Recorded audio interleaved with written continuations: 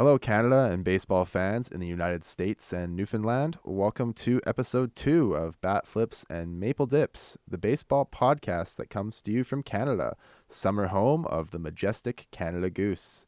I'm Justin Anderson. What's up? It's Patrick here. This week's topic, we're going to talk about the continuation of our first episode. We went over the pitchers who have contributed or not this season, the outlook of the team. We also talked about the first 4 rounds of the Blue Jays draft selections. And our conclusion after talking about all of the pitchers was that the team should get as much value as they can for a number of players on the roster in order to get the right pieces in place to compete when our top prospects are ready to play with the big club. So today we'll be going over the position players who have made significant appearances for the team this season. And with time permitting, we'll also talk about some current news surrounding the club, such as injuries to top prospect Vladdy Guerrero Jr., Steve Pearce, and Troy Tulowitzki. Thanks for taking the time to listen to this episode. Before we dive into the position players, I'd like to just talk a bit about our recent 3-game losing sweep in Tampa Bay against the Rays. I know Patrick has some pretty strong opinions about this, so I'll let Patrick take us away. Man, this team is so frustrating to watch. It's just, I can't, when they're winning, it's exhilarating, and when they're losing, it's just table flipping nonsense.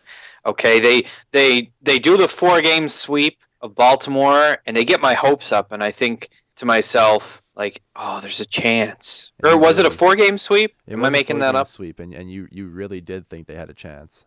Oh man, I spent the whole 24-hour period between the last Baltimore game and the first Tampa game thinking oh man, they're only 30 and 35 or 30 and 36, whatever it was. If they could just beat Tampa and then, do this and do that and do that, they might be able to get to 500 before July. But no, I'm tired of deluding myself into thinking this team is anything but trash. Yeah. And to be fair, there are only 6 teams in the entire American League that are above 500.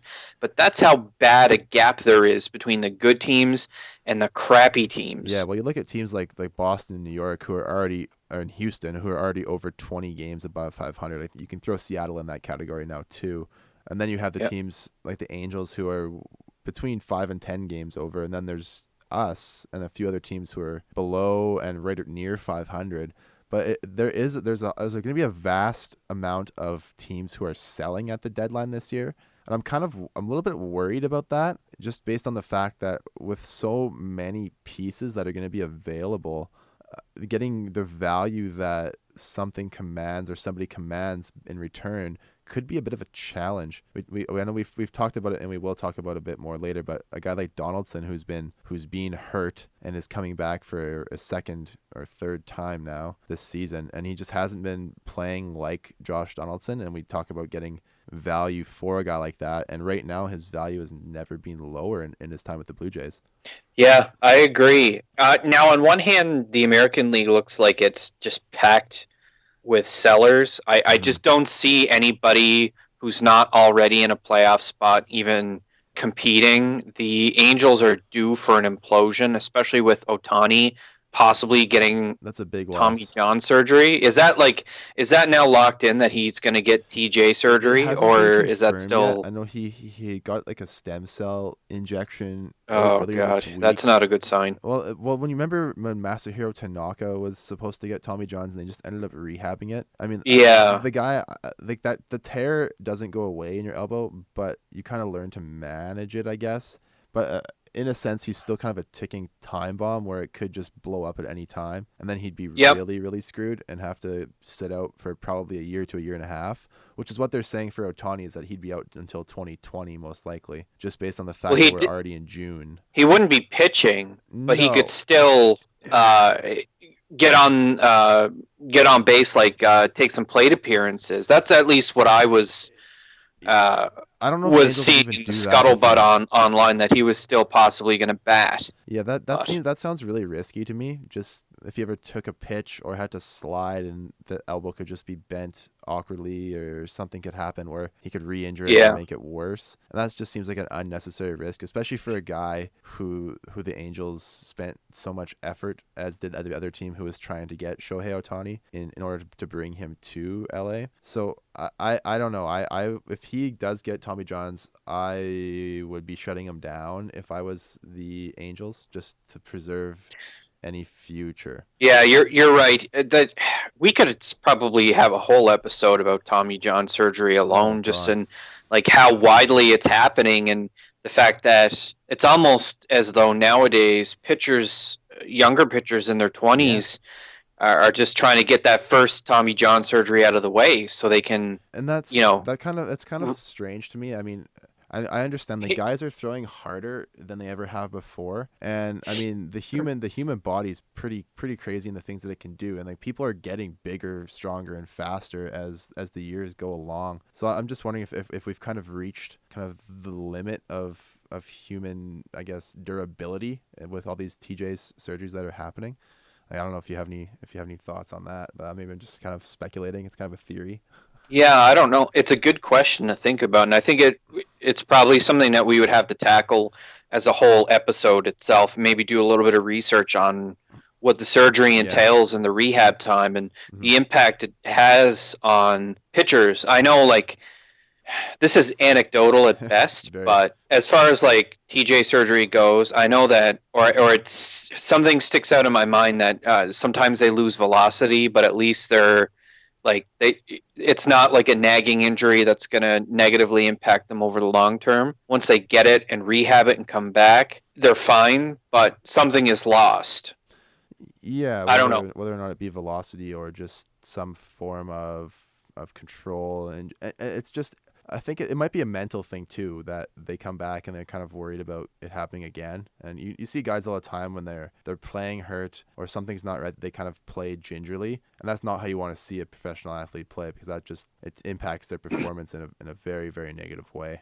Yeah, I don't know. I think this is something we would have to Yeah. really spend time kind of researching and see what kind of impact it's had on people or pitchers in particular who have had it Hmm. come back and how they performed Yeah. since. So And getting all I could do right now is anecdotally kind of guess, but it's kind of insane when you think about how common Tommy John surgery is now in 2018 compared to like 10 years ago. 15 years Yeah. ago. Yeah, or even 10 years ago. Yeah. Yeah, I mean, yeah, we're kind of getting a little bit off tangent here, but getting back to what we were talking about with the Tampa Bay Rays series, the most frustrating thing for me was getting two solid starts from our starters in the first two games.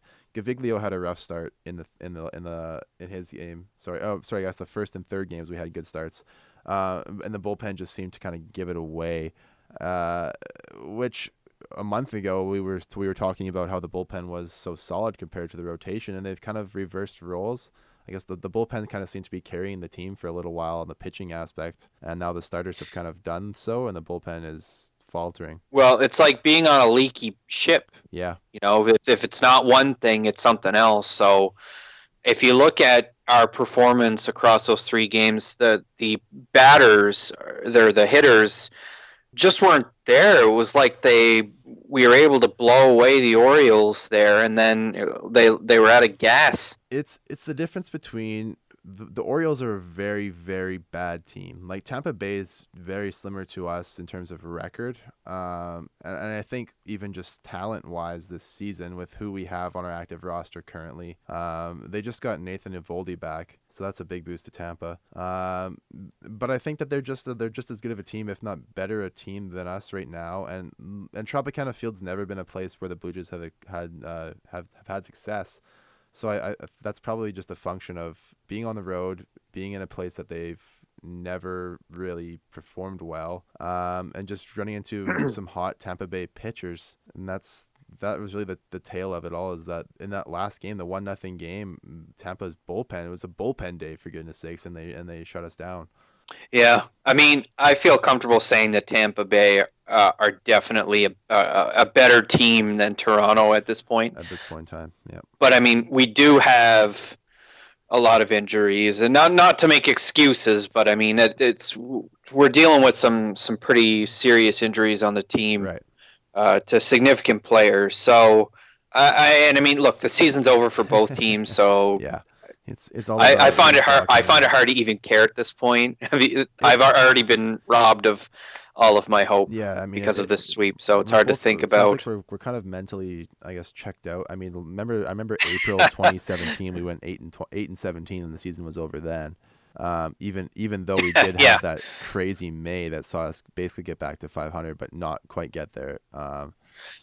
even if we got to 500, it wouldn't matter. I could No, see this team still being able to win 84 or I 85 don't know. I games, don't but know it would anymore. take a phenomenal July and August to do it, and it still won't matter because we're still going to be 10 plus games back of the Yeah. wild card, even if we do hit So 500. the way this team is playing right now, if we were to play like this over the course of a full season, this is a 90 loss team. I don't think we're there yet. This 3-game sweep is a blip. We'll see how the guys can rebound against the Nats, which a tough series to come into off of a 3-game sweep.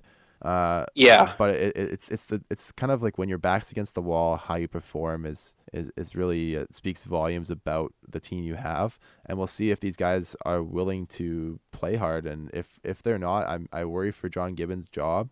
I don't want to see him fired yeah, I because would. because I don't think it's his fault, as it usually isn't with a manager or a coach, but somebody has to take the blame, and you can't really fire a player, so. It's tough. Yeah.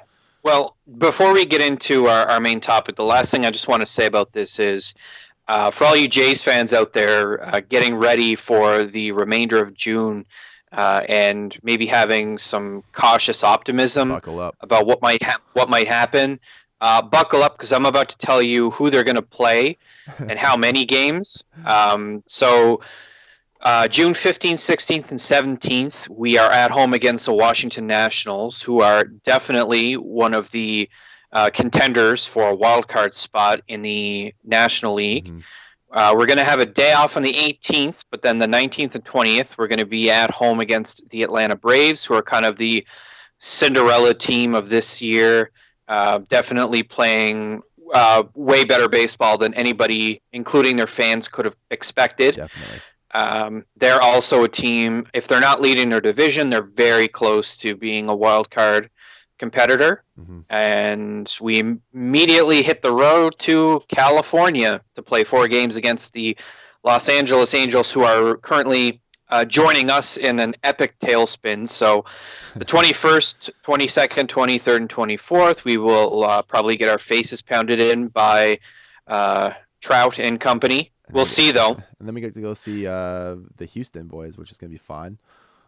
That's right. 25th, 26th, and 27th, we're going to see the Houston Astros Oof. in Houston. Oof. That's going to be nothing short of horrific. Shellacking. Day off the 28th, and then we're going to wrap up June at home against the Tigers, and that series is actually going to go on July 1st and 2nd, so Canada Day game against the Tigers at the Rogers Center. We'll see what happens, but if we're being honest with ourselves, how many games is that? 3, 4, 5, 9, 10, 11, 12, 13, 14 games left in June. I'd be happy if we came out of it with 5 wins. Yeah. I just don't see anything more than 5 or 6 wins on this. It's a tough stretch, and for a team It's who's tough. already 8 games below 500, yeah, see you later.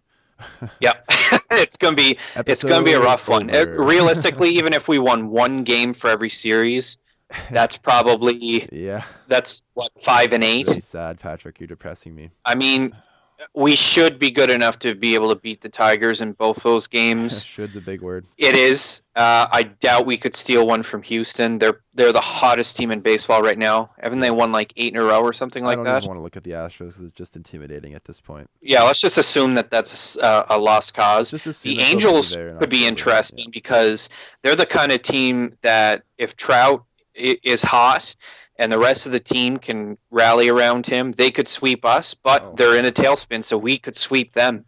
But it won't matter because we're still going to be so far in a hole that it just doesn't matter.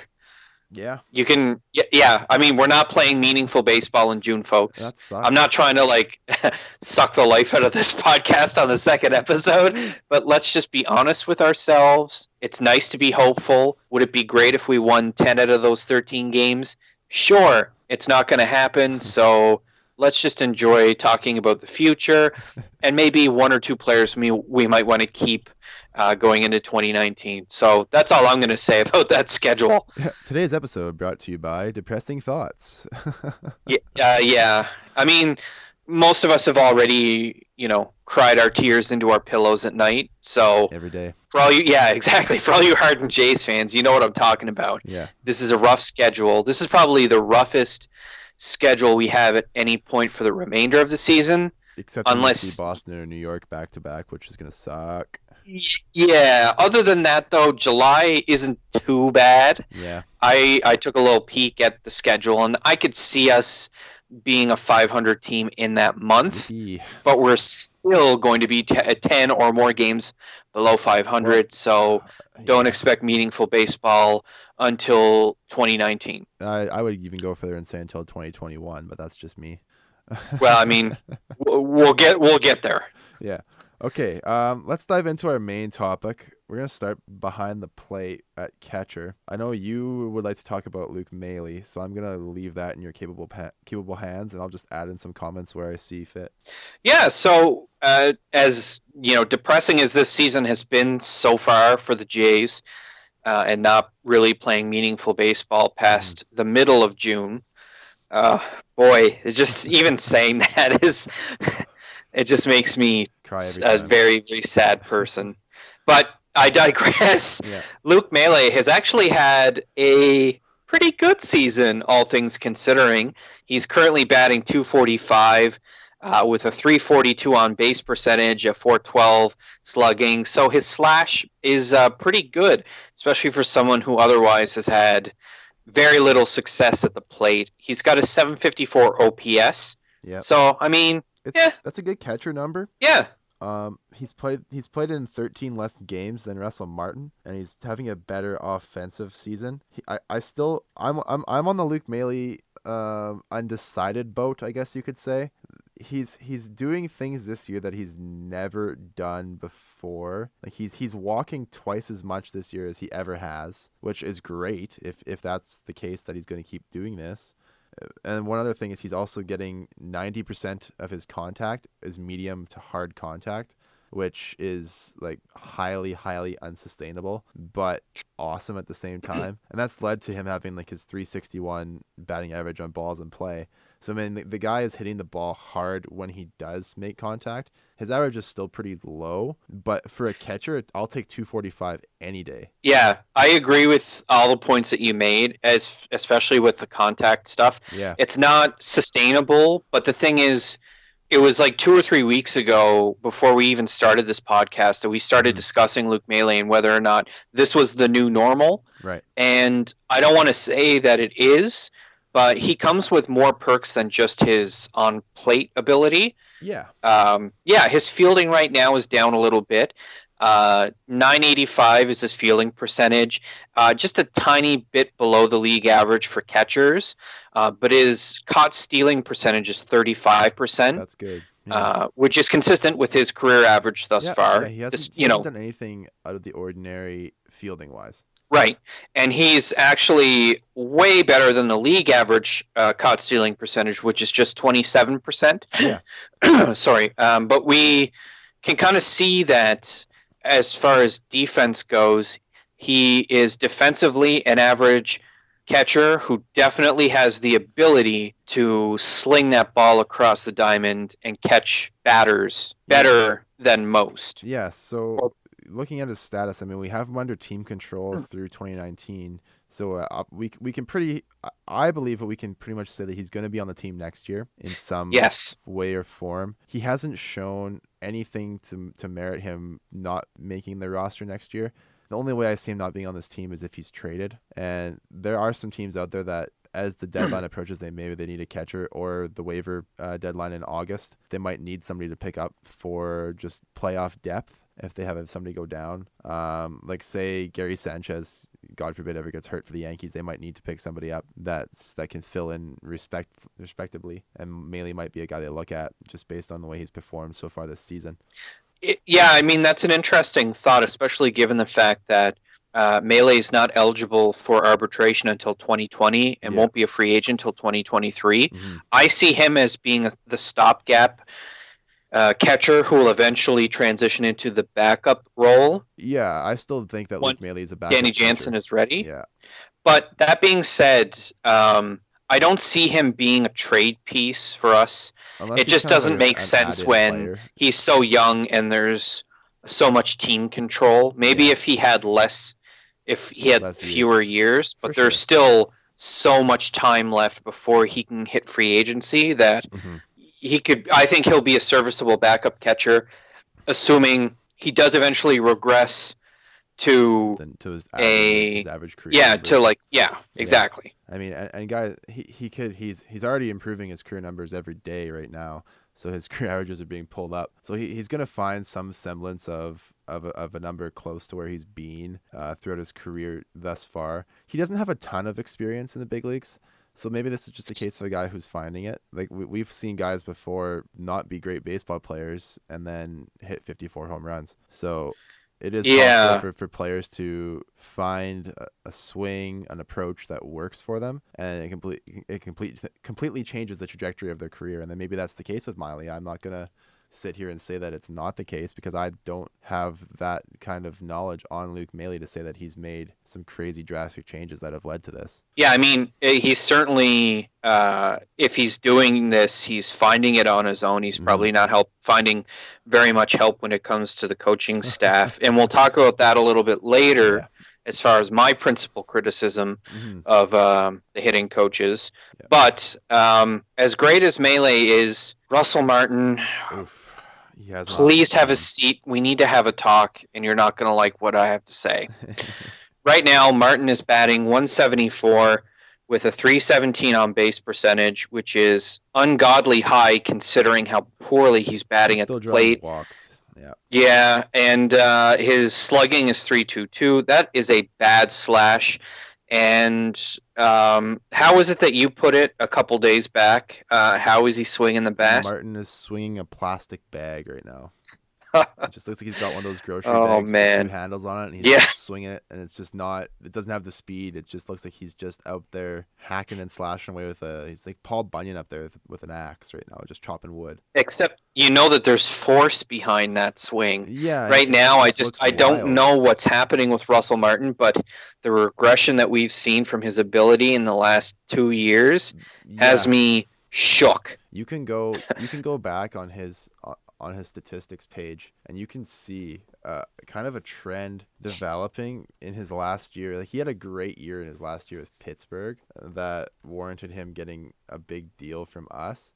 Yeah. But ever since he's come to Toronto, you can just see every year there's just some nasty, nasty signs that the Russell Martin that we got was not the Russell Martin that he was at any point with Pittsburgh. I mean, he did look really good in 2015. Like the guy, he hit 240, but his slugging percentage was 458. So I mean, that's 130 points higher than it is this year, and that's 3 years ago. Yeah. There's a number called ISO, which is average minus slugging. And like over the course of Martin's career, his average ISO is 151, and that's the isolated power metric. That kind of shows how much I got hit for power. So right now, Martin's got a 171 average and a 145 ISO. So his ISO isn't that far below his career averages. So when he's hitting the ball, he's still doing things with it. It's just the fact that he's swinging and missing and grounding out and not making meaningful contact nearly enough. Yeah, he is not good at the plate anymore, and I don't know if it's because he's lost his patience or because the hitting coaches aren't going back to the fundamentals to kind of help him through this slump. Maybe it's because he's a 35-year-old catcher who lost his knees. Yeah, I mean, those first 2 seasons that we had him, I think were worth the money that we were paying him, and he certainly has a positive presence as a battery mate for all the pitchers that he's catching for. Yeah, But he's a good game caller for sure. like, let's not sugarcoat it. His batting average is down. Yeah. His on base percentage is down. His fielding percentage is down. Yeah. His caught stealing percentage is down. All of these stats are below the league average, and he's not going to be a free agent for another 2 years. Yeah, we have him signed through next season. I have it on my notes that we have to reluctantly keep him next year. Because Yep, there's he's no 35 trade and in value for him. rapid decline at Yeah. this point. They might as well just experiment with a spot on the field that he can be a serviceable I don't utility like player, that. and then just back up Luke Melee until he fixes his hitting. I don't like the Russell Martin in the anywhere else but catcher at all. I don't think it's just not smart. Is there anywhere that he hasn't played this season on the field? First base. I guess he think. hasn't pitched. First base. Maybe second base. I don't know. Like when you're hitting that poorly, he's fact going to be a that- $20 million utility player, and that's really gross. He's not Brock Holt, that's for sure. The fact that we're paying him what we are, and also that Gibbons felt the need to keep him in the lineup, even though granted we don't have that many other options, but even though he's batting as poor as he has been, he keeps finding ways to put him in the lineup. At some point, you just gotta be like, okay, this guy just needs to sit down for a while. Like, put him on the DL or something. Bring Danny Jansen up. Like, make up an injury. Like, hurt feelings. I don't care what they have to do, but Russell Martin shouldn't be playing nearly every day. Like, once every 3. Him and Maley should just switch completely. At what point do you think he gets DFA'd like Hanley Ramirez? God, I don't know if Russell will, just because. See, if Hanley Ramirez was a catcher, I don't know if he would have been DFA'd. The thing with catching, you always hear, like, even when you're listening to Buck and Pat talk during the TV broadcast, they always talk about how you don't expect great offense from your catcher. The catcher's not there to be the offensive star. He's there to call the game, receive the pitches, work with the pitching staff to make them better. And I still think that Russell Martin does that well, but is that worth $20 million? No. I don't think so. It's not worth 10. Yeah. It's barely worth 5. You can't have somebody who's batting almost 30 points below the Mendoza line. Yeah, that's not great. On your team. Like, if this was Luke Melee who had these numbers, we'd be saying he'd be in the minors right now. He'd be option. Yeah, get him out of there. Yeah. So I don't know. Yeah, it's frustrating because I like Russell Martin a lot, but yeah, at what point? He's a very likable player, and the thing that's awful about this is that if he gets DFA'd, somebody gets him for nothing. But the thing is, who in the hell is going to want to pay to get Russell Martin at this point in his career? Would a scenery change help? I mean, is that where we're at? I don't know. I just can't see Russell Martin ever being the Russell Martin that he was 2 or 3 years ago again. No, I agree. Yeah. And the question is, at what point does he become a pure hindrance for the team? I think we're not there yet. He already is. We're getting pretty close to that point. Like if there's not noticeable signs in the next 30 games that Russell Martin is figuring something out, whether it be offensively or just in another way, say the pitching staff starts going on fire, and you can attribute that a bit to him. I don't think Russell Martin deserves to play professional baseball if he hasn't made improvements soon. If I was paid $20 million, the only way out of it is putting him on the DL, though. Yeah, I don't know. I just look at it another way. It's like if I was getting paid what Russell Martin is to do my job, and if I was doing a crappy job, I wouldn't have a job anymore. And we're paying Russell Martin to do nothing at this point. I mean, Vernon Wells got away with it for years in Toronto. And so did Jose Bautista last year, but yeah. So I don't know. Sometimes they're. I give the Red Sox huge props for having the guts to DFA Hanley Ramirez, and who still hasn't been picked up anybody else. So I don't know. Maybe there's just something that they had the balls to do that maybe we should follow suit. Yeah, but there might be more to the Hanley story. We don't really know exactly. There's often a lot of stuff when it comes to baseball that we just don't know any better. We only know what's on the stat sheets. Mm-hmm. I'm not trying to make excuses for Martin or for DFAing someone who hit 10 home runs, a month before Right. getting DFA'd. I mean, I just don't know the situation. Sure. What I do know is Russell Martin is really bad at the plate, and if it wasn't for the fact that he was drawing walks still, I would be thinking about DFA more seriously. Yeah. Maybe a stint on the DL will give him a chance to right the swing, but first I got to fire the hitting coach and bring in someone who can help him, because obviously whoever's Jacoby's there not right doing now well. isn't helping. Let's move on to Justin Smoke at first base. I So thought Smoke was having a better season than he is. well, That's why I look at it. there's good signs, Yeah. because on one hand, his on base percentage is .366, which is pretty good considering he's only great. hitting .229. That's a good. That means he's drawing walks. Yeah. His slugging percentage is .417, which is not good, That's lower, especially for someone we expect to be the power hitter. Yeah, his power numbers have been pretty low this year. For his fielding percentage, I mean, it's hard to make an error at first base. He's at .998, which is very slightly above league average.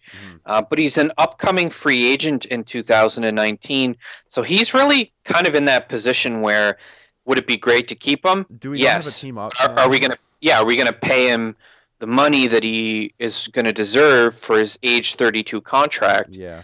Or are we going to try to get maximum value for a player who's definitely got a lot of utility, especially for an American League team who can have him DH Sure. and play first? So I don't know. I could even see Smoke getting dealt to the NL where he could just play first base regularly for somebody. I don't know. That's not out of the question. I mean, yeah. Is anybody in need of a first baseman right now? Not that I'm aware of. I didn't look into that, but I mean, for Justin Smoke, he's a pretty serviceable guy. He's proved that he can play good defense over there. And his bat is a switch hitter, which in the National League especially is a huge perk with all of the chess matching that goes on with the bullpens there. He's a guy that doesn't matter what kind of pitcher you bring in, he's going to be able to flip around and face him anyway. So yeah, there's a lot of value with Justin Smoke, and as much as I'd like to see him stay with the Jays, I think he ends up being one of our more valuable trade pieces. Because I mean, he's got a team option for next year in his contract. It's got a $6 million base, but it's based on how many plate appearances he has between this year and last year. And right now he's already crossed the first threshold, which puts him up to, I think it's 7 million, and it can go as high as 8 million if he gets to 1,100 plate appearances, and he's already over 900. So unless he gets that's injured, not bad actually, though. $8 million for Justin Smoke, who is a good defender and a switch hitting power hitter, is not out of the question, and he'll only be 32 next year. So I mean, it's not terribly old. Yeah, that average, the 229 batting average, is going to go up. Yeah, there's no way that it sinks much lower. He's due. Well, I hate saying this. I hate it too. Don't say it. I know he's due for whatever the opposite of a regression is, a return to the average. Still a regression. It's just a regression to normal. It's still a regression technically. Well, yeah. Regression's not always negative. We just always assume it is because that's what we hear all the time. His average should go back up to his career average, right? And his slugging is undoubtedly going to go up with that. Yeah. So once he gets hot, he becomes a more interesting commodity for the Jays to deal. The problem for Smokey is that he doesn't have Josh Donaldson hitting before him right now. So he doesn't have players on base when he gets up as much. So he's not seeing as many fastballs or hittable pitches as he would even if he had somebody with a bit more power hitting behind him. We've had Solarte or Morales in there, and Solarte has been having a decent season, but Morales hasn't. So every time Kendricks is in there behind Smokey, it just limits the amount of pitches that somebody will gladly walk Smoke to face Morales right now. I know I would. So that's that aspect. But too. I mean, that's why he has such a great on base percentage. But yeah. I know, like, everybody has seen Moneyball and knows that on-base percentage is an important stat, but it really is undervalued. Definitely. If you can draw walks, like Jose Bautista was still very good at drawing walks last year. Yeah. Not as good as he used to be, but on-base percentage was his saving grace. It kept him around in the lineup. Okay, yeah, Devin Travis. We've talked a lot about Devin Travis off the air. he hasn't done anything really. I mean, his average is low, his power is low. He's striking out a ton. He's making 1.45 million this year. He's eligible for his second year of arbitration. I've got it in my notes to either trade him or just let him walk, kind of thing. I wouldn't even negotiate through arbitration. I'd just let the guy go. I don't see. It's hard to say because on one hand, yeah, his hitting is an absolute mess right now. Defensively, he's not even that good. Defensively speaking, he has a .993 fielding percentage, which is way above the average for a second baseman. He is a trade piece that is in desperate need of a fresh start. Yeah. I'm thinking probably the American League, and it will give him a chance, probably his last chance to become a regular everyday second baseman who hopefully does not get injured at all. And yeah. I don't know what teams are in need of a second baseman or could use a Devin Travis type because he's not even getting on base. He has no power anymore. Whatever it was that he had when we first got him, he doesn't have it anymore. Yeah, he's an excellent fielder. So he's kind of like, reminds me a bit of John McDonald, who Johnny Mac, when he was Jay, was just an incredible defender. But at the plate, it was just like assuming an out.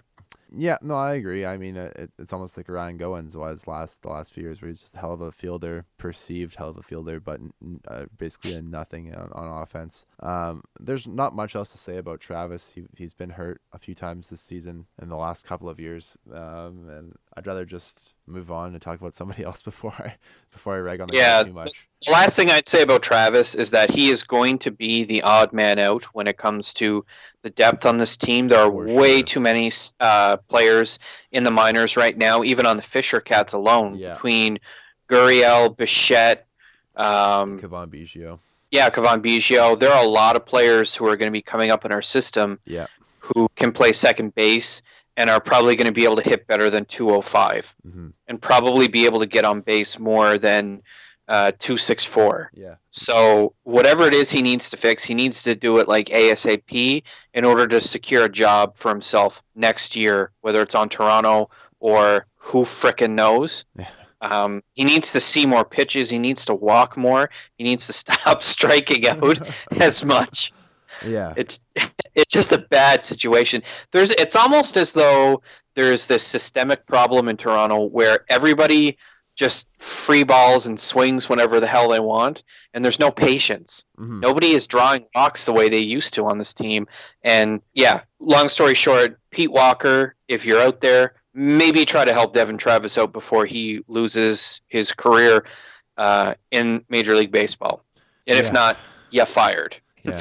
And speaking of moving on, play second base, Jan Hervis Solarte, maybe the best surprise this year for the Jays, just because he's been healthy, he's shown some pop, and he can play almost anywhere on the field, and he's shown some nice versatility there. I mean, the guy, he's outperforming his career power numbers, so we might see him hit a few less home runs, but he's already hit, I think it's 12 or 13 home runs this season, which... Sure, that's been a really good contribution. But I mean, in terms of the good old Fangraphs stat, weighted runs created, where the average is 100 in the league, Solarte is only a 103 player, so he's barely above a replacement level player in that sense. But I would value his versatility a lot higher than that. Yeah, I mean, he's a good fielder. We do have team control next year. Yeah. Free agent in 2020.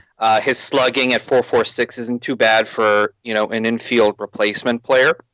I would like it if he saw more walks or saw more balls. That seems to be a common because trait here. His on base is only 309. So yeah. Yeah, it's not that much higher than his. It's only 50 points higher than his average, which you'd like to see a guy have more of like a 70 to 85, 90 points higher OPP than his average. So yeah, I know this team isn't very good, and there's obviously a systemic problem with being able to take pitches instead of free balling and swinging out of desperation every inning. Are definitely not helping us too much right now. I see him as a very useful utility infielder who is solid defensively and clearly has pop in his bat, that we can either keep him around as a transition player before Mm-hmm. the young guns from the Fisher Cats come up, or he might be considered useful trade fodder if they think the development of those players is so far advanced that that extra time that we have Solarte Right. under team control is of no consequence because he's going to be replaced. Yeah, So you mentioned him bridging the gap kind of thing, and I have our next guy, Lourdes Gurriel Jr. I have him in my notes. I think that Gurriel Jr. is going to be our starting second baseman next year, and yeah, and I I would would agree. and I would see Solarte if Donaldson does not go or does go this year, which he's going to either way through trade or free agency. Filling in as a backup second base, third base behind hopefully Vladdy Jr. And then playing shortstop with either Bichette or Aledmus Diaz, who we can keep around too if we want. Gurriel, he's playing in AAA right now, and he's doing very very well. He's going to be one of those September call ups, if not sooner, when the rosters expand, just to get him some more plate appearances. I mean, the way this team is looking, some of these guys are going to get called up a lot sooner, like Anthony Alford and perhaps Dalton Pompey once again. And maybe even Dwight Smith Jr., who I really like. But there's going to be some roster options as the season goes along, especially if some guys off of our big league club are traded away. There's going to be some opportunities for guys like Gurriel and Alford to play some baseball, which is going to be great for their development and for the fans to see. Yeah, and even if the team loses, it doesn't really matter because the season, as we Yeah, already said, it's is over. depressingly already over. So doesn't matter if we lose by 10 or 15 runs every game for the rest of the year because it's all about those guys getting experience. Speaking of Gurriel, he's next on our list. Yeah. He had such a nice start to his time with the team earlier in the Yeah. year, and then it all kind of came crashing down. And that initial high that he had um, ended very abruptly. Batting 206 with a 229 on base percentage, which is really bad, and a 309 slugging, which is kind of surprising considering how poorly he batted. He clearly needs more time in the minors to fix his ability to hit non fastballs. But the good news is that he's under contract for so For long so that long. at 25, we're not even thinking about arbitration years No, now. So it's he's got it's lots of nice. time to develop. Yeah. Let's move on to Aledmus Diaz at shortstop. He had a pretty strong start for a guy that we kind of just grabbed from St. Louis.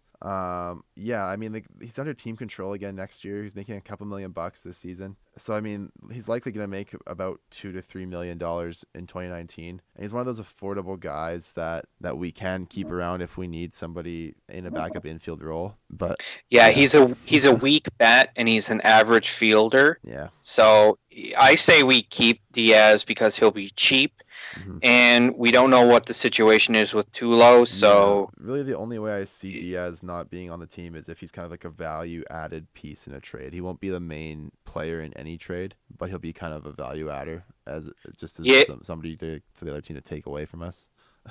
yeah, I don't know exactly where he might fit in as far as the future goes. He's Yeah. clearly not going to be like a starter, No, goodness but no. he can be inserted into the lineup and not be as dramatic a liability as a younger player who still needs more experience like Gurriel. Yeah. Richard Urania, I know we've seen 11 games out of him and a couple handfuls of plate appearances. He had some time with us last year, and from what I remember, it was decently positive. He's hit well in the minor leagues. He's probably just one of those guys who just needs to be given a shot to play regularly for a few weeks to kind of figure out what kind of big league bat he's going to be. Yeah, it was almost like it was psychic when you said September call up that there was going to be a list of some of these guys who've gotten a look early. Yeah, And Urania is going to be a September call up because definitely. we're probably going to need some sort of starting shortstop if Tulo doesn't come back. And Yeah, he's 22 years old. Tons of time left for development. Um, yeah, he only played 11 games. He made 2 errors already. Yeah. So I don't know if his fielding is something that he's known for or not. Yeah, it's But tough to read into that, it that after that few of a game size. yeah, I mean, when you're 22, you probably have the yips when you're playing your first MLB games or early in your career. So, I mean, Yeah, 2 errors is negligible. I'd like to see him draw some walks, in some plate appearances for because he sure. hasn't done that yet. Yeah, But he can hit the ball. he He's got can hit some the ball. He's power. got some pop, which is you'd like to see that from a middle infielder. It's definitely a added bonus. Anytime you can get a guy who can pound the ball around the field, it's always nice to see from your middle infield.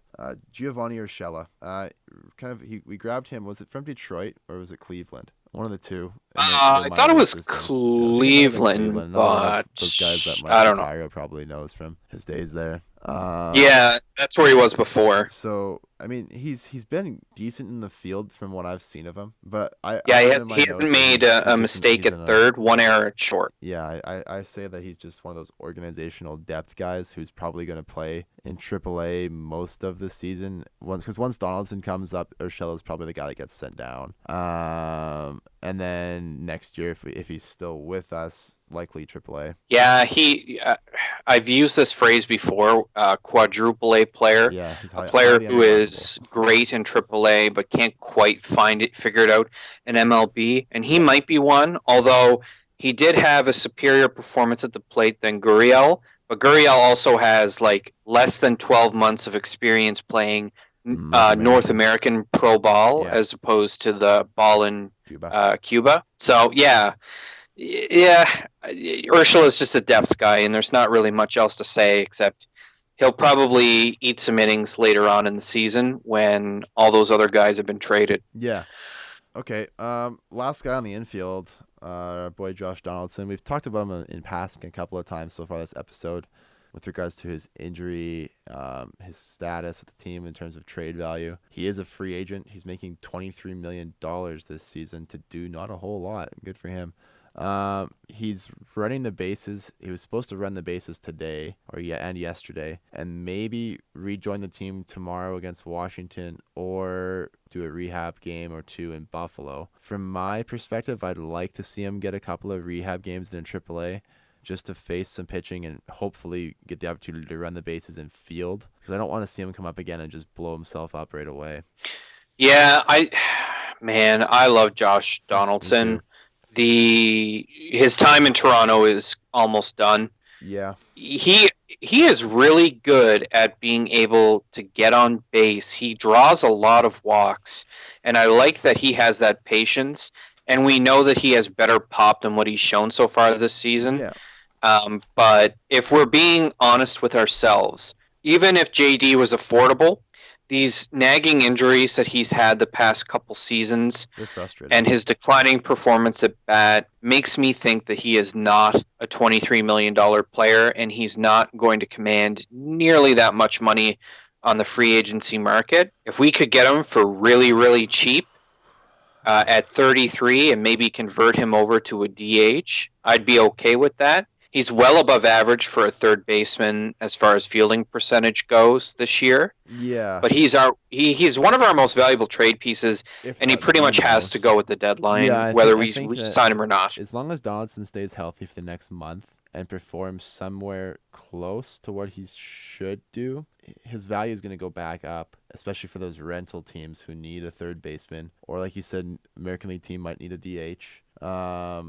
For a playoff push, he's a guy that could definitely fill the bill there. I know with Ohtani being potentially out for the Angels, they're lacking a DH spot that he was filling for most of his at bats. So maybe Donaldson goes there. Could be Yeah, an interesting he'll piece. command more though Yeah, to a team that really needs a third baseman like St. St. Louis Louis. Yeah, we've talked or about that before. Yeah. maybe somebody like Milwaukee. Right. Yeah. I think it's just Donaldson's. It's frustrating to talk about him because the guy's such a good player when he's Yeah. healthy, and at this point in time, I'm not certain that he can stay healthy anymore. At least not right now. Maybe this latest time off because he's had the dead arm and then the calf injuries.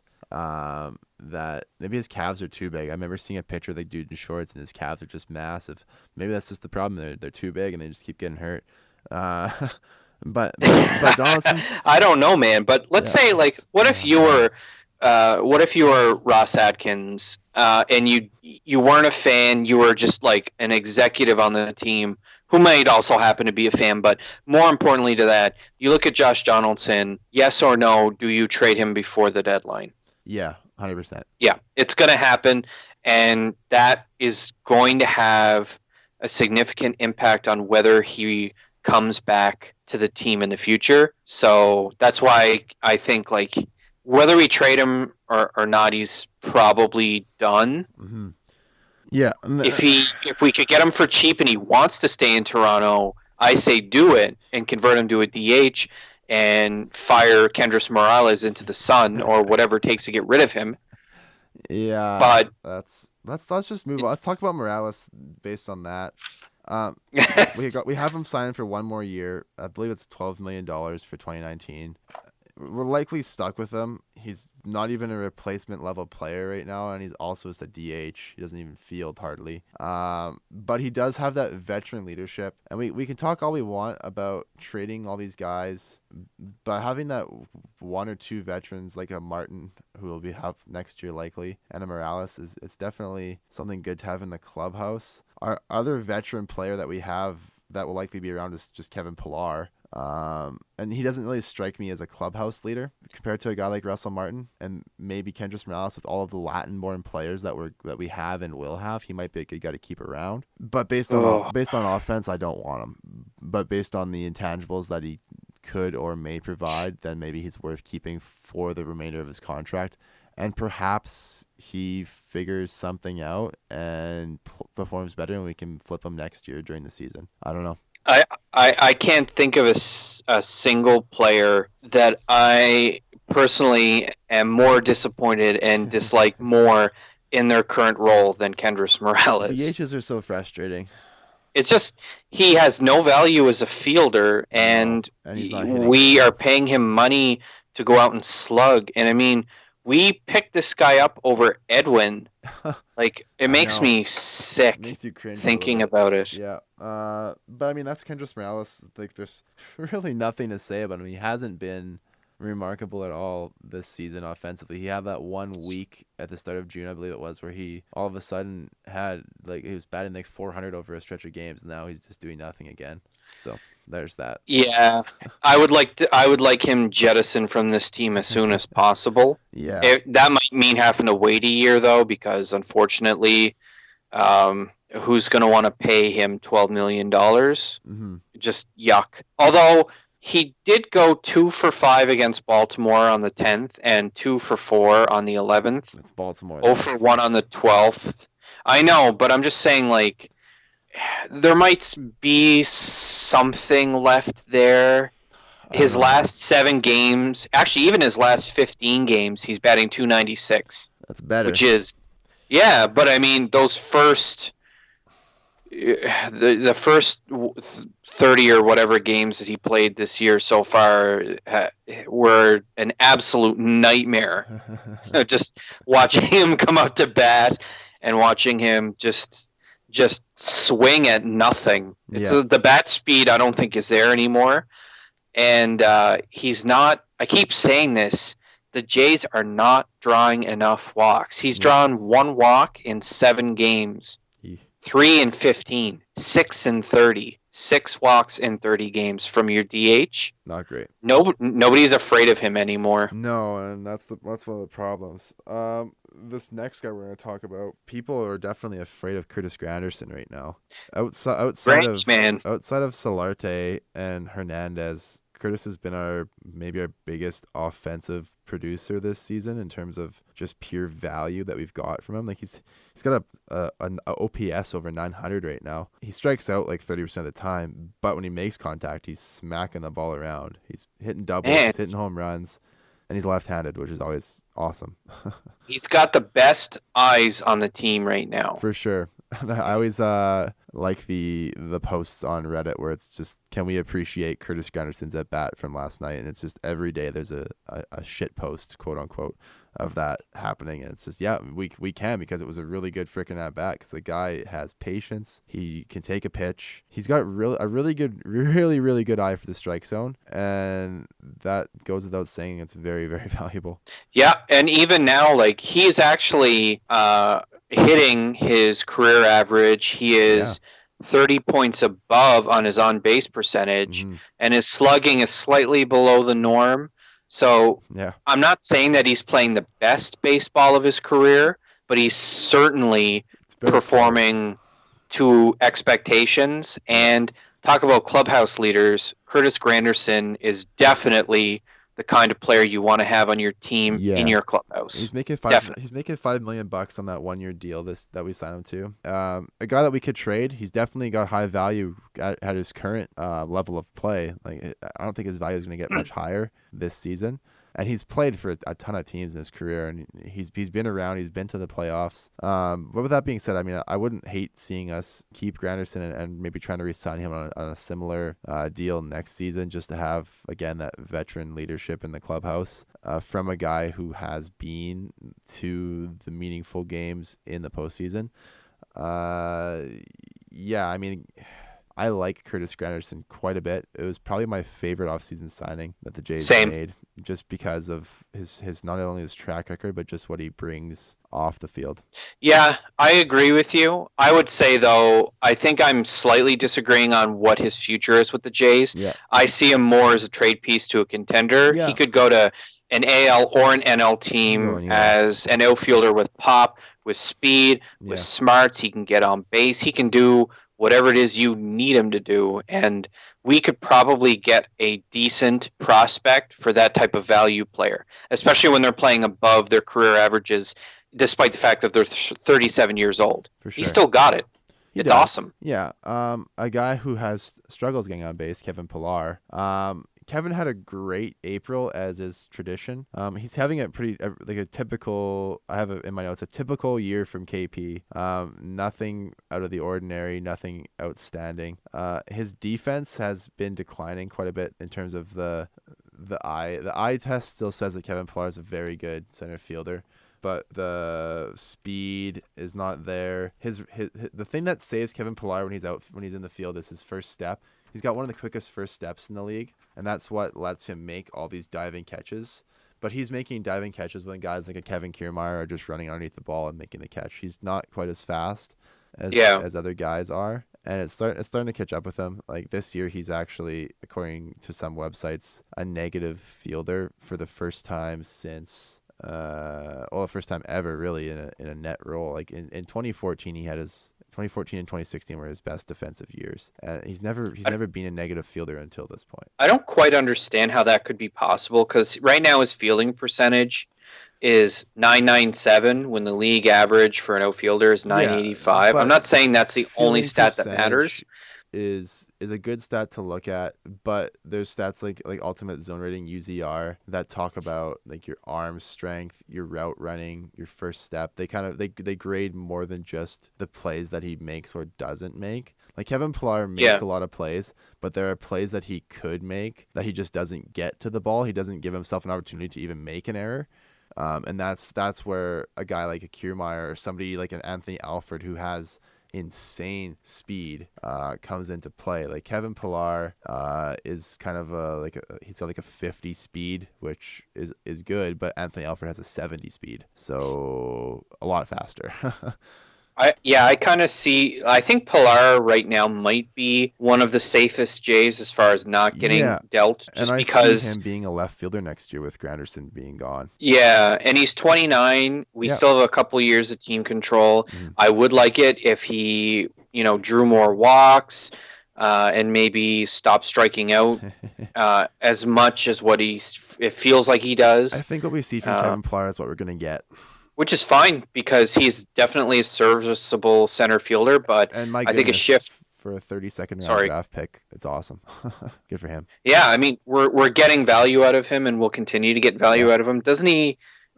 He's 1.9 WAR for the season, so like he's he from that offensive best on the team. He's pretty much he's pretty much a replacement level player, which is what we seem to have this year. So yeah, he does have a positive wins above replacement, so that's nice to have, because so many of our guys are right around 0 or negative. But yeah, I see Kevin Pillar kind of transitioning to ideally a left field role, with hopefully Anthony Alford becoming the prospect and the player that we need him to be in time for next season. Alford, I mean, we can talk about him a little bit. He hasn't shown a lot of power. He was a guy who was playing football until I think he was like 16, and then he picked up a ball glove and decided he was going to play baseball. So it's for a guy who hasn't been playing baseball his whole life, he's doing pretty well. Yeah, I mean, he doesn't really make mistakes in the outfield. No, not that I've seen from him. Certainly not this season, at least. And he, like others, has a good eye. Yeah. Unfortunately, when it comes to his batting fundamentals, it may be, like I suggested earlier, a systemic issue when it comes to the swings and misses and the sort of reckless abandon that the Jays seem to employ with their bats. But he's only 24 years old. We've got tons of control. He doesn't make mistakes in the field. Like you said, he's got a 70 speed on the field. I think he's going to be our starting center fielder in maybe a year or two. Yeah, the thing with him is that he doesn't. His hitting isn't that great. The scouts think he has a lot of power, but he hasn't found it. Like, he hasn't hit a home run yet this season. To be fair, he's only got 7 games with the Jays this year. 143 plate appearances in Buffalo though, and hasn't hit a home run. Really? Yeah. His batting average is actually 214 in AAA. Yikes. Yeah. I mean, as a defender, again, it's almost like it's another Johnny Mac for the Jays, where he's great defender. Yeah, quadruple A bat. Yeah, I don't even know if he's a quadruple A bat. I like him. I think he's a double A bat with major league defense at this point. Oof, that's quite a divide though. He's still between our third-ranked prospect though, and I mean behind Guerrero and Bichette. So I mean the guy is still. There's no way that we give up on him this quick. He's 23. He's got time to figure it out. By all accounts, people who watch him play baseball believe that he still has a future and will kind of grow into the game. I mean, we talk about, I mentioned him being a double A bat with major league defense. Another guy we have, Vlad Guerrero, is a major league bat with double A defense. So, I mean, there's kind of like that trade-off where you kind of wait on a guy to develop one aspect of his game before you bring him up. How many years do you think it'll take for Alford to develop that bat? I give him, given the current state of the hitting system in Toronto. I give him another year. Like, we'll see what happens this season. Like, he's still got a ton of time to turn it around. I'm not even really worried about the power. I just like to see him walk a bit more. He has a sub 10% walk rate and a 30% strikeout rate. So I'd like to see that get a little bit closer. The thing that I'd like to see first, I don't really care about the home runs. I'd like to see him get some doubles, and he's got the speed to hit a ton of triples. Like, if he hits the gap, he's got to be thinking 3 right away. Like, he is fast enough that he should be able to steal some bases. Like, he's got 6 stolen bases in 8 attempts this season in AAA. But I mean, he's not getting on base that much. His on base percentage down there is 280 versus a 214 average. So I mean, he's not getting on base nearly enough. But I still believe that Anthony Alford is a future major league center fielder. Whether or not it's with us or not remains to be seen. We don't really have too many other prospects outfield-wise who are ready to play center field. I do like him a lot, which is the problem. Do you think he'll be a September call-up? Yes, 100%. Especially if we are continuing on this current track, which we will. Oscar Hernandez. This guy literally tears covers off baseballs when he makes contact. Like, he hit that opposite field home run the other night in Tropicana Field that I thought was going to be a routine fly ball to the right center field gap, the way it looked like when he hit it, and it cleared the fence. Not by much, but it looked like an easy fly ball, and the center fielder just kept running out of the room. And it was, I mean, his power is insane. Like, the best power by far in terms of just current state of the team. Like, in our franchise, you might have the best power. He is super strong. Oh my God. He's already got 11 dingers, which is great for a guy that we got, from Houston. For Francisco Liriano. Yeah, I mean, I do like Liriano, but at the same time, I like Teoscar Hernandez much more. Yeah, we talk about and the walk at rate 26, too, right? Yeah. think about it. He's 20. He's turning 26 in October. Yeah. He won't be a free agent until He's 2024, only so we're played in still 6 years 119 away big from league that. games. Yeah, And then on top of that, he's a Dominican player, so he's gonna fit. He fits right into the team's, kind of core group. history. Yeah, The other thing that I really like about him is he's just a slugger. yeah. He hits that You ball you need hard. to have guys on your team like that. I mean, we can talk about the areas he needs to improve on are definitely his defense. Just route running, and that's something that he'll learn as he learns to read the ball off the bat a bit better. And we've moved him around a little bit. I think he's put a little bit of left field, but mostly right field for us. I like him better in right field. I think he's got a better arm coming in on the ball as a right-handed fielder. He's performed better fielding wise in left field. That's in less time though, right? What's that? And fewer innings though, I believe. Well, this year so far, he has played 29 games and 251 innings in right, Yeah. and then 23 games and 192 innings in Okay, so not left. that big So of a it's not difference. that far. So he's kind of been the guy who's moved around when Granderson's in the lineup. He'll move to right field and vice versa. And I mean, I'm looking at his splits right now, and he's actually got to play better offensively as a left fielder, which is strange Well, by quite a large margin, actually. maybe that's something. Maybe it's in his head. Maybe, who knows? Or it's just something that'll even out over time. It's hard to say, but I think we saw a little bit of this, what he was capable of last year. He only played 26 games for us, but he had 8 home runs in 26 games. He came up and he showed us what he can do. I mean, and he can do quite a bit. I like him a lot. He's going to be on our team for a while. We've got him team controlled for a couple more years. And as far as I'm concerned, he fits in with our future plan as another slugger. Like, can you just picture having Vladdy and Hernandez kind of batting back to back in a lineup? That's it's a pretty dangerous combo in terms of just raw power. I'd love to see Hernandez as the 2 hitter and then Vladdy as 3. Yeah, and if we still have Depth and Smoke hitting cleanup, that'd be nice. That'd be a good combo. Well, just a fun little stat quirk. Yeah. Last year in 2017, Hernandez's batting average was 261 and his OBP was 305. Yeah. This year to date, 261 batting average, 305 OBP. So we've kind of seen who he is. He's not going to take a ton of walks because he likes to swing, and I can respect that. I don't expect to. Yeah. I'd like to see him like when we've had sluggers in the past, like Edwin and Jose, who are good at drawing walks, and Josh Donaldson as well.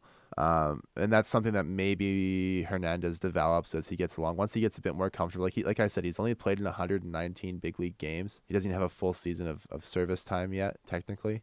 So I mean, the guy's got some learning to do, and like you said, he's 25. He'll be 26 in October. He's got tons of time to further figure it out at the plate. Yeah. If he hasn't already kind of figured out what he needs to do. They have him ranked as our 8th prospect, even though he's playing for us right now. So. Yeah, I mean, he won't be on that list for any longer. I think he's here to stay. I think so too. Yeah, and I just like him. I think he's going to be a fan favorite in Toronto. He'll probably end up being the new Jose Bautista. Yeah, I think if he continues on his current trajectory, he can get there. Randall Grichuk, super frustrating start to the season, but since he's been back, he's raised his average like 80 points from 100 to 181, which it's not saying much, but he's standing up a lot taller. I mean, they commented on it a lot on the broadcast a few nights ago.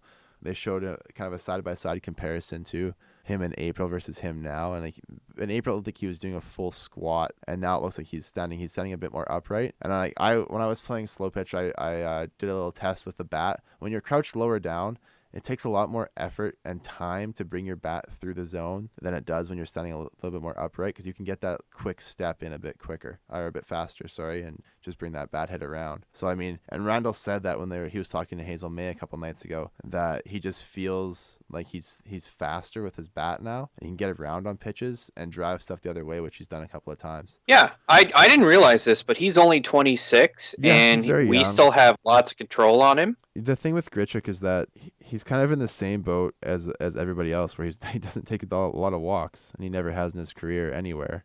So I mean, we've got a ton of these players on our team who just aren't terribly patient. Yeah, it's problematic in the long term, because you need to have players be willing to take And pitches that's and probably be why patient and wait. yeah, go ahead. Well, you know what I mean. Again, it's a systemic problem on the team. Yeah, There's no patience, and it's. I think it ultimately should be falling on the coach and not necessarily the player as far as developing that skill at the plate. There's still time for Grichuk to figure it out. for I was sure. super mad and super salty about his batting average earlier in the season, but you're right. He's brought it up. We've got tons of control on him, Mm-hmm. and once he figures out the bat mechanics, I see him as being like a 230, 240 hitter who's got a surprising amount of pop, and I think we'll see that when he kind of gets some more at bats as the season goes on, and Yeah, excuse me, maybe we'll see him, bat somewhere in the middle of the lineup and actually get a chance to hit with some guys on base and start driving in some runs. for sure. So Dwight Smith Jr. is the next guy we have on our list. From what I've seen from Dwight Smith, I'd like to see more of him because he's come up and he's hit well in a couple of stints. I mean, the guy's got a 300 average, only 15 games, but he also had a 370 average in only 12 games last season. So he's had some limited major league time, but he's shown that he can hit. But Yep. for some reason, we just keep optioning the poor guy back to Buffalo, and like according to Baseball Reference, over a 162 game average, he'd hit 333 based on his career numbers so far. And there's nothing wrong with that. That's wishful It thinking, is. but I mean, Yeah. I get what you're saying. I agree. I Yeah. like Dwight Smith Jr. a lot, and were it be up to me, Mhm. I would have him as a regular everyday player in MLB right He's now. also only 24, so Yeah, he's a kid. he's He's a a kid. baby compared to like the rest of He's the. a junior, as they say. Yeah. But the thing with Dwight Smith is just he doesn't really. There's not really a roster spot for him right now because we've got 5 outfielders on the team right now with Granderson, Hernandez, Pilar, Grichuk, and who am I missing? No, maybe nobody. Maybe we have 4 outfielders right now, but we'll have Steve Pierce back very soon, and it's going to be a log jam in the outfield. Yeah, I think what happens is one or more are going to get dealt at the deadline, and it's probably going to be Granderson because that opens up the opportunity for Dwight Smith to come up, get some more at Yeah, bats. another Uh, the, September guy. the stats look great, Great. though. Again, it's very, very limited. Yeah, I know. Are you aware of what he's been doing in Buffalo? Because I didn't bother to look that up I will before right we now. started. While I do that, we can touch a bit on Anthony Alford and Dalton Pompey, but we talked about Alford, so let's talk about Dalton Pompey a little bit. It's tough. I again another guy that I've liked and thought that he would be further along than he is. I'm kind of in the boat on Dalton Pompey where I'm like, hey, let's kind of just get rid of him at this point.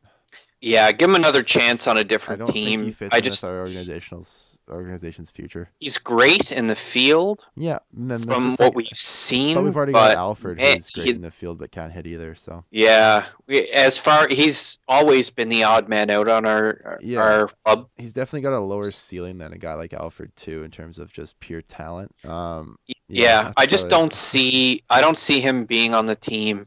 I think he'll be a spare part that is thrown in to what will eventually be the Curtis Granderson or the Josh Donaldson deal, Yeah, where he'll add value that'll help us get back a prospect that we desperately need, like a starting pitcher prospect for or something sure. like that. I have Dwight Smith's AAA numbers now. They're pretty good. He's hitting 289. This is in 148 plate appearances. He's got 3 home runs. His slugging percentage, his OPS is about 850, give or take a couple. And like I said, he's walking 15% of the time and only striking out 16% of the time. So he's been pretty patient, and that's comparable. Like when he was up with us, he had an 9% walk rate and a 12% strikeout rate. So I mean, the guy, he's not striking out more than he's walking by a ton, which has been the case over his AAA career. In other years, like last year when he was up with us, he struck out a lot more, but his strikeout rate across the board has been down every time outside of his 27 appearance in the big leagues.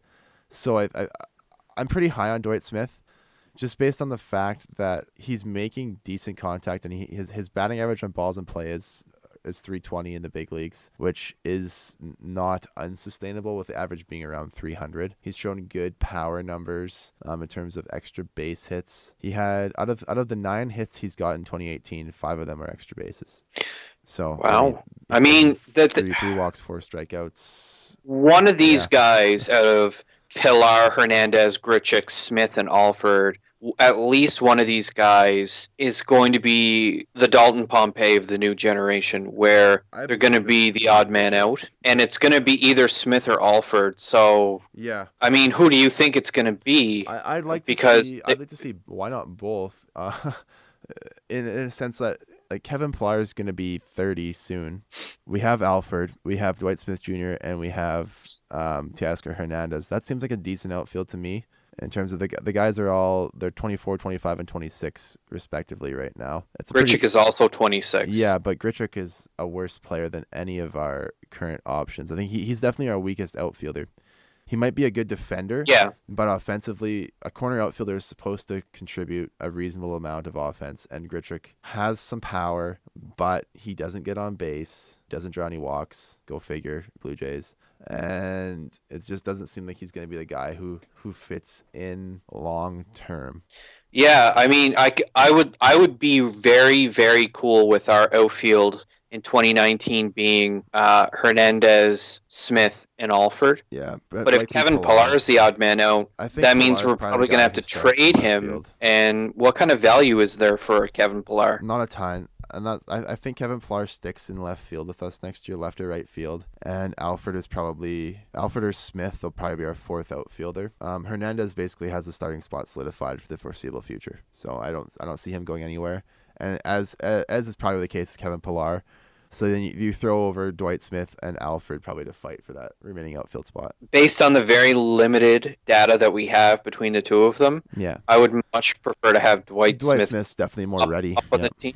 Yeah, for sure. But Alford has more upside. He has a higher ceiling just because of Yeah. that speed. I could see him being the kind of player that, is great in the outfield, but might also have the capability to steal, 25 to 35 bases. True, and that's a very valuable. If he can ever figure out his hitting, he's the kind of guy you'd like to see hit in front of our power guys, like maybe a potential leadoff guy in Alfred. Like a Billy Hamilton type. Yeah. But I'd even see him more as like remember when we had Ben Revere for that little stretch, kind of a guy like that. Yeah, man. Who I hits, liked Ben who Revere, hits but a ton of singles, doubles, and then steals some bases. yeah, Alfred's probably a guy like his power numbers, his power stuff is supposed to be very raw and undeveloped. I'd see more of him as a contact doubles kind of singles hitter than a power masher, which is completely fine because you need guys to get on base for when guys like Hernandez and Guerrero and Smoke are on base are at the bat, so that they can drive him in. So I mean, Alfred I think is our long term solution. But Dwight Smith is making a very, very strong case to be at least included in that picture. yeah, well put. Yeah, and with that being said, like we're closing in on 90 minutes, so we could probably wrap up with some closing thoughts. So we've talked a bit about just now of who we'd like to see in our outfield next year. Current roster prospects. You think we keep Justin Smoke on that team option next year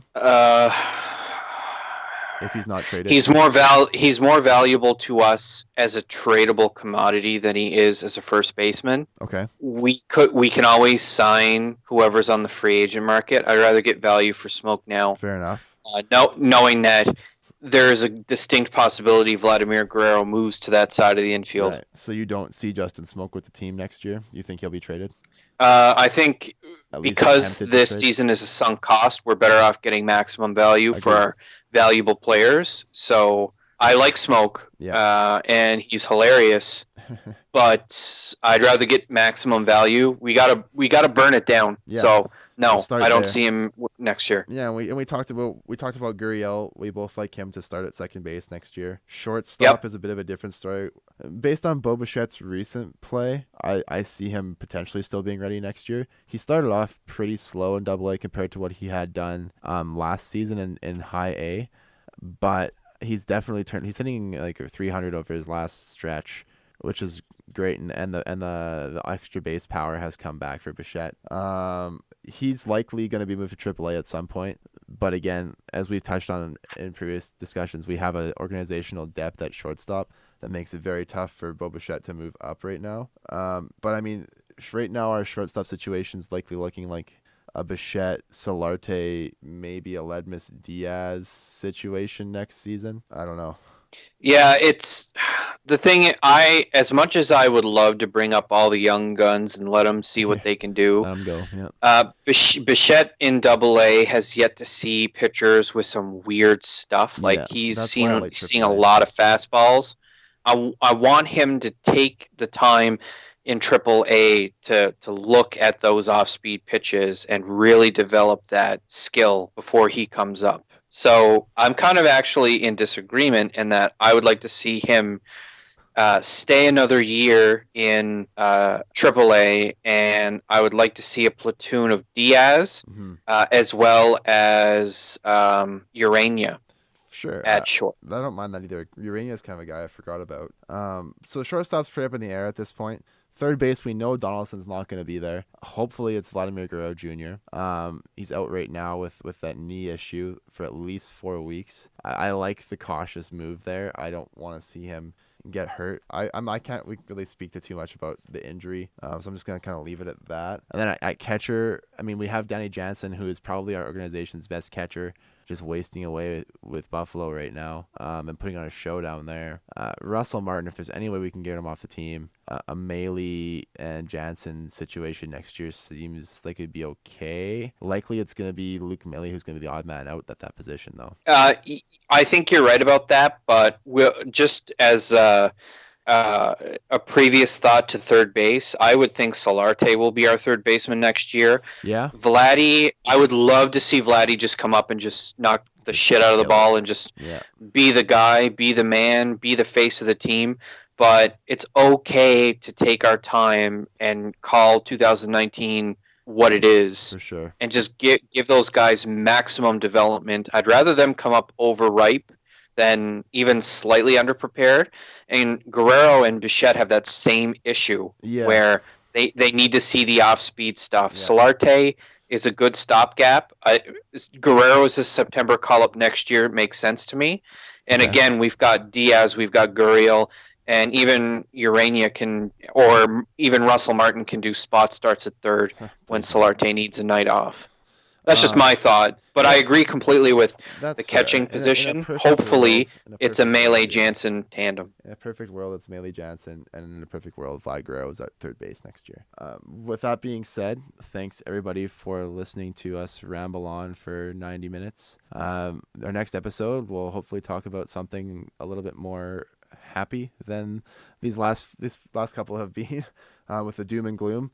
But until then, we'll sign off with Patrick and Justin on bat flips and maple dips.